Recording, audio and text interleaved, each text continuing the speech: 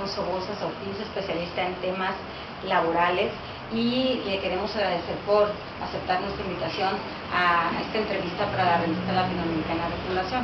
Doctor, muchas gracias por la entrevista. A tus órdenes. Muy bien, pues mire, estamos aquí con usted porque nos tiene muy inquietos a todo el país, creo, y a los trabajadores y trabajadoras en particular, la propuesta de reforma laboral que envió el presidente Felipe Calderón el 1 de septiembre a la Cámara de Diputados. Sobre eso le queremos preguntar, para empezar, como una pregunta que abra la discusión, ¿cómo calificaría esta propuesta que envía Felipe Calderón? Inicialmente hice 2 lecturas y cada vez me inclino más por la segunda.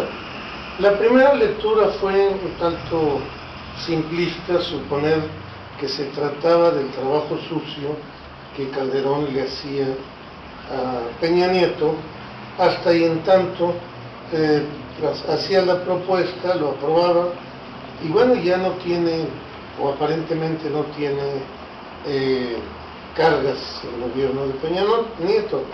Sin embargo, cada vez me convenzo más de que esta iniciativa es personal e incluso muy al margen del propio Partido Acción Nacional, o bastante al margen de muchos de sus sectores. Han sido muchos los elementos que me llevan a este convencimiento. El deslinde que de la propuesta hace el PRI, el deslinde que de la propuesta hacen los sectores del PRI.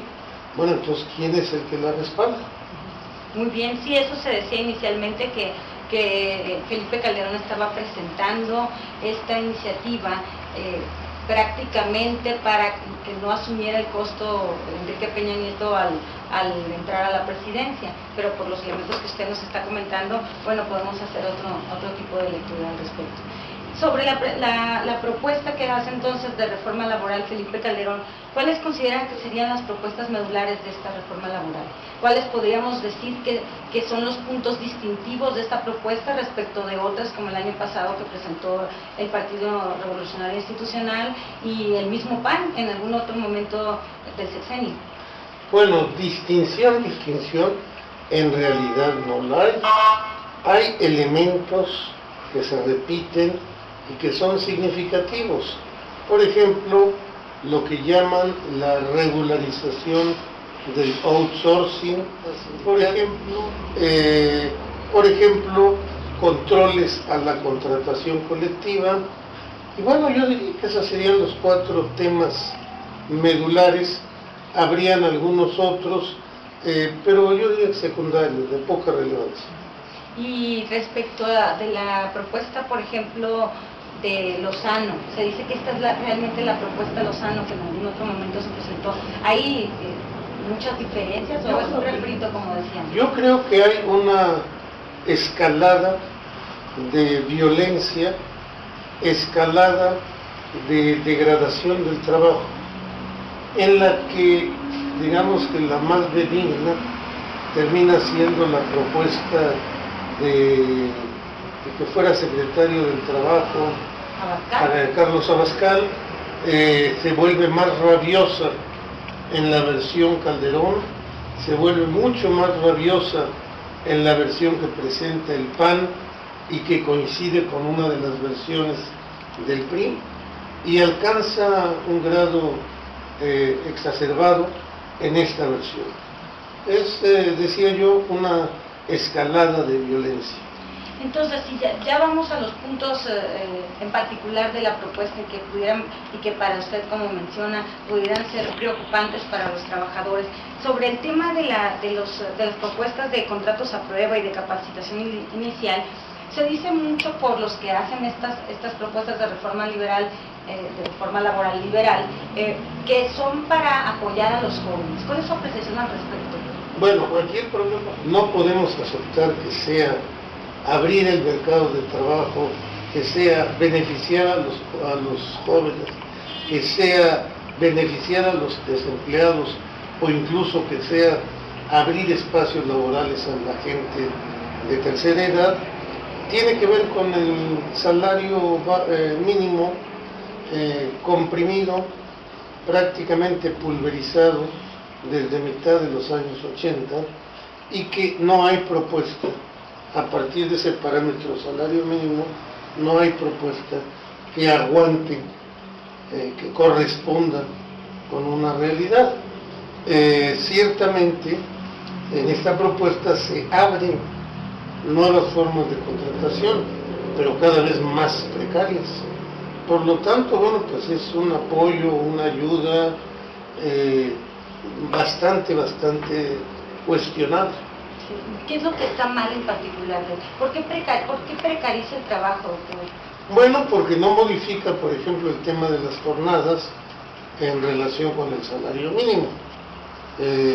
Porque aun cuando abra la posibilidad de que en estas nuevas formas de contratación, digamos, se llegara a pagar 2 o hasta 3 salarios mínimos, la inestabilidad en el empleo vendría a golpear nuevamente al trabajador.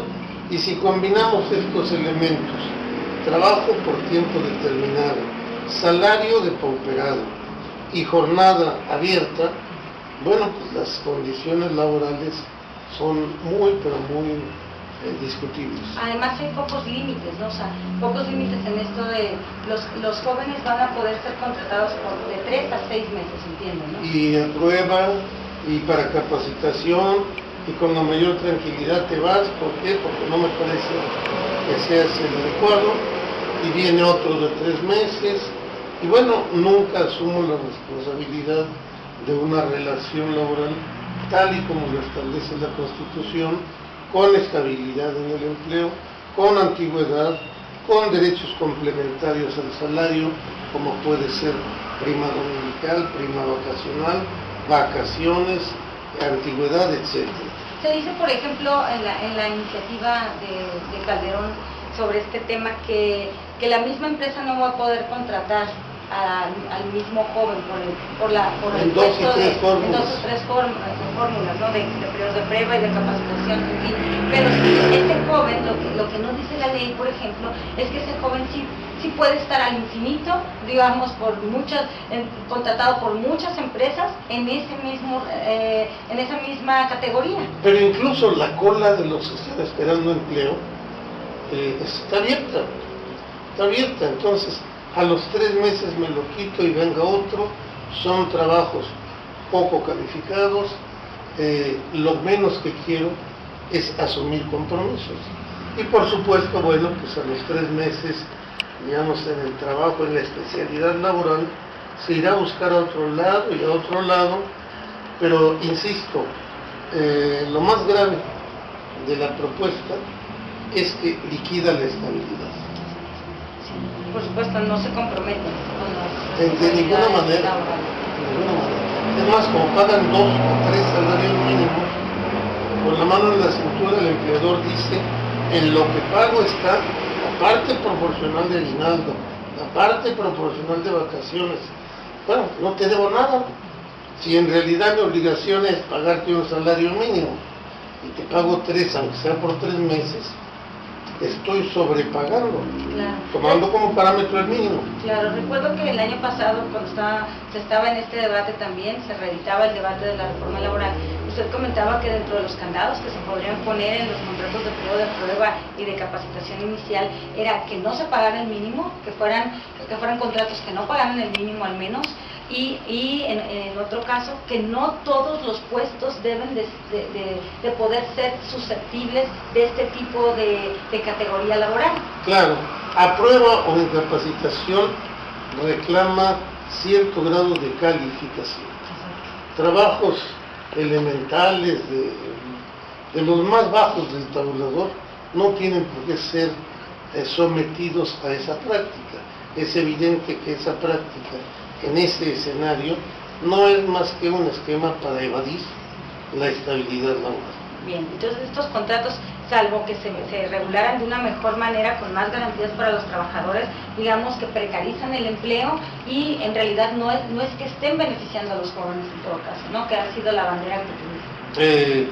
Abarata el mercado, abre las puertas a los empleadores para escoger con libertad, para garantizarse flexibilidad en el deshacerse de los trabajadores, pues esta es la propuesta ideal para un mercado salvaje. Claro, por supuesto. Y hay otro tema todavía que no es que el anterior sea de menor importancia, pero el que regularmente acapara muchas de las discusiones en torno a la reforma laboral es sobre el outsourcing. ¿Cómo se propone la regulación del outsourcing en este caso y qué condiciones inequitativas, qué condiciones que no son las mejores, las más viables para los trabajadores plantea esta reforma? Bueno, el outsourcing es una forma de contratar que se ha legitimado en el mundo occidental. Es una figura que yo creo que tiene su expresión adecuada. Es la realización de un trabajo especializado para el cual no está capacitada la beneficiaria final y por lo tanto una intermediaria, ella sí capacitada, lo realiza a cambio de un honorario que cobra y la intermediaria paga al trabajador. Ese es, digamos, el esquema normal, regular del outsourcing que se desarrolla en la mayoría del mundo, sin embargo, occidental. Sin embargo, la experiencia que tenemos en nuestro país es que desde que llegó el outsourcing, en paralelo al TLC, todas las empresas dejaron de tener trabajadores. Todas las empresas son tercerizadoras o se sirven de tercerizadoras y de una planta, digamos, de 800 trabajadores que tenían empresas de la industria farmacológica, de un día a otro se redujo a 30 a 50 trabajadores. ¿Qué quiere decir? Que hubo un cambio tecnológico tan grande que desplazó a 750, ¿no?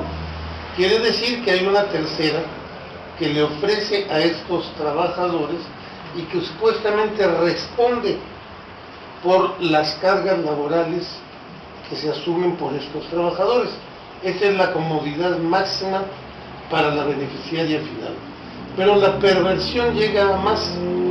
La tercerizadora año con año se cambia. Es decir, la beneficiaria final hoy contrata con la empresa A y dentro de un año simple y sencillamente dan por terminado el contrato y contrata con la empresa B, que incluso pueden ser los mismos socios, los de A y B, y a los trabajadores se les plantea como opción: o entras a trabajar con B, o ahí reclámale a A y a ver cómo te va, si es que tienes suerte y si es que obtienes a carajo. Esto, digamos, que ya es la máxima forma de abusar de la tercerización. Quiere decir que los trabajadores nunca podrán tener una antigüedad más de un año y al año o aceptan la nueva tercerista o se van. Y entonces, en ese caso, cuando hay conflicto laboral, cuando se quiere entablar un juicio laboral, cuando el trabajador quiere exigir sus derechos, ¿la relación laboral ante quién se exige? ¿Ante la tercerizadora, ante la beneficiaria final? Se dice que el outsourcing o la subcontratación lo que está generando es un desdibujamiento de la relación laboral, que incluso la relación laboral no es que tenga que haber un contrato escrito de por medio, sino que la relación laboral se configura a partir de la relación que existe entre el trabajador y el patrón, quien se beneficia del trabajo directo del trabajador. Sí. ¿Qué pasa acá? Bueno, mira, aquí lo primero que habría que decir es que de las pocas cosas que, digamos, se encuentran reglamentadas en la ley actual, la ley actual tiene un principio muy suficiente. Tanto responde el beneficiario final como responde el tercerista. O sea, de entrada no necesitamos normas respecto. Sí tenemos que modernizar la ley para dar paso a estas nuevas formas necesarias en el mundo de la modernización, necesarias para la competencia internacional, necesarias para la reconversión. Insisto, no tenemos por qué suponer que todas las actividades son del interés y de la calificación y capacitación de la beneficiaria final. A eso es a lo que tenemos que dar respuesta. Como te decía, nuestra ley sería suficiente. La respuesta que se dio en el proyecto Lozano, y que finalmente es la que se mantiene hasta la fecha, es que la tercerizadora responda por los derechos de los trabajadores y que los garantice con una fianza. Esto es inaudito. Los trabajadores en el futuro correrán la suerte que corremos, por ejemplo, cuando tenemos un accidente de tránsito, de que por lo general todos decimos salimos menos mal, nos fue menos mal como nos podía ir. Y bueno, eso no se desearía que sucediera para con los derechos laborales. Bueno, vamos a ir a una segunda parte de la entrevista para entrar al tema en la propuesta de reforma laboral de Felipe Calderón.